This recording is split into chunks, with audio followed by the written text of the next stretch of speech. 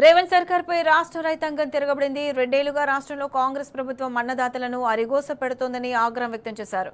తమ సమస్యలను తీర్చాలంటూ అసెంబ్లీని ముట్టడించారు రైతులు.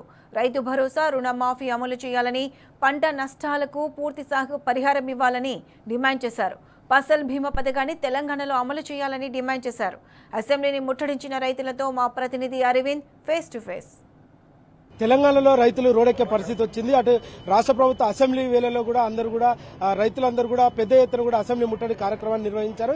ఏదైతే వారికి రైతు భరోసా వెంటనే విడుదల చేయాలంటూ కూడా డిమాండ్ చేస్తున్నారు. రాష్ట్ర ప్రభుత్వం ఎన్నికల వేళలో అనేక హామీలు ఇచ్చింది, ఒకటి కూడా నెరవేర్చలే అంటూ కూడా వాళ్ళు డిమాండ్ చేస్తున్నారు. పెద్ద ఎత్తున రైతులు కూడా అసెంబ్లీ ముట్టడి కార్యక్రమానికి వచ్చారు. మనతో ఇక్కడ రైతులు ఉన్నారు, వారిని అడిగి తెలుస్తుంది. మన ఏదైనా మీ ప్రధాన డిమాండ్ ఏంటి? ఈ యొక్క రాష్ట్ర ప్రభుత్వం వారు అధికారంలోకి రాకముందు రాష్ట్రంలో ఫసల్ బీమా యోజన అమలు చేస్తామని చెప్పడం జరిగింది. దాంతో పాటు ఈ రాష్ట్రంలో కూడా రైతాంగానికి పెట్టుబడి భరోసాగా 7,500 రూపాయలు మేము ఇస్తాం. అట్లాగే పూర్తి స్థాయిలో 2 లక్షల రుణమాఫీ గత ప్రభుత్వం 1 లక్ష రూపాయలు ఇచ్చింది. కానీ మీరు వెంటనే బ్యాంకులలోకి వెళ్లి 2 లక్షలు తెచ్చుకోండి, మేము 2 లక్షల రూపాయలు రుణమాఫీ చేస్తామని చెప్పిర్రు.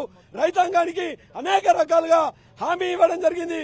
12 పంటలకు బోనస్ 500 రూపాయలు బోనస్ ఇస్తామని చెప్పి, వడ్లకు బోనస్ ఇస్తామని చెప్పి చెప్పడం జరిగింది. ఎక్కడ కూడా ఈ యొక్క ప్రభుత్వం ఇచ్చినటువంటి ప్రకారము 500 రూపాయలు బోనస్ ఇవ్వలేదు. ముఖ్యమంత్రి రైతు బంధు వేసినని అంటారు కదా, దానికి మీరేమంటారు? ఇప్పటి వరకు ఎక్కడ కూడా ఆయన మాటల మట్టికే ఉంది తప్ప రైతు బంధు లేదు. 5వసారి రైతు బంధు వేయాలి, కానీ 2వసారి 6,000 చొప్పునే వేసి దాని చేతులు తులుపుతూ ఉన్నారు తప్ప ఓన్లీ పేపర్ ప్రకటనలకు, ఓన్లీ వీడియోగ్రామ్స్ తప్ప రైతాంగానికి తోచింది కూర్చింది ఏం లేదు. కానీ ఒకటే అడుగుతున్నాం, రైతులు నష్టపోతా ఉన్నారు. మీ రాష్ట్రంలో భారీ వర్షాలు పడి అకాల వర్షాలు లేకుండా రైతులు నష్టపోతా ఉన్నారు. ఫసల్ బీమా అమలు చేస్తున్నారు. ఇప్పటికి కూడా ఈ రాష్ట్రంలో ఫసల్ బీమా అమలు చేయలేకపోతున్నారు. కనుక ఈ ముఖ్యమంత్రి గారిని ఇప్పటికీ అడుగుతా ఉన్నాం, మీరు రైతాంగానికి ఇచ్చిన హామీల్ని వెంటనే నెరవేర్చండి, లేకుంటే రానున్న రోజుల్లో మీకు గుణపాఠం చెప్పాల్సి వస్తుందని చెప్పి మేము హెచ్చరిస్తా ఉన్నాం. మేము రైతు, మా నాన్న కష్టం చేస్తారు రైతుకును. మాకు ఒక ముద్ద లోపలికి పోతుంటే వాళ్ళు ఎండల వానల వాళ్ళు తిరుగుతూ పనిచేస్తారు. వాళ్ళకి ఏదున్నా ఎంబడిస్తే కొంచెం సహాయం చేస్తే వాళ్ళకి మోసం చేసే గుణం వాళ్ళకు ఉండదు. వాళ్ళకి ఎందుకు కష్టం చేసే గుణం తెలుసు. వాళ్ళకు ఏం చెప్పలేదు. రైతుకు మాత్రం రైతు దేశానికి వెన్నెముక.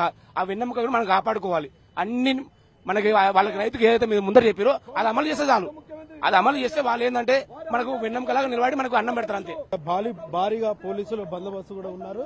ప్రధానంగా ఇక్కడ రైతులకు కూడా ఏదైతే ప్రభుత్వం గతంలో హామీలు ఇచ్చారో అవి కూడా వెంటనే నెరవేర్చాలంటూ కూడా డిమాండ్ చేస్తున్నారు. ఉదయం సమయంలో కూడా రైతులందరూ పలు జిల్లాల నుండి కూడా ఇక్కడికి వచ్చి పోలీసుల దగ్గర కూడా ఇక్కడికే భారీ బందోబస్తు కూడా ఏర్పాటు చేశారు. ఎవరిని అసెంబ్లీ ప్రాంగణానికి కానీ అటు చుట్టుపక్కల ముట్టడికి కూడా వెళ్ళని పరిస్థితి కనిపించింది.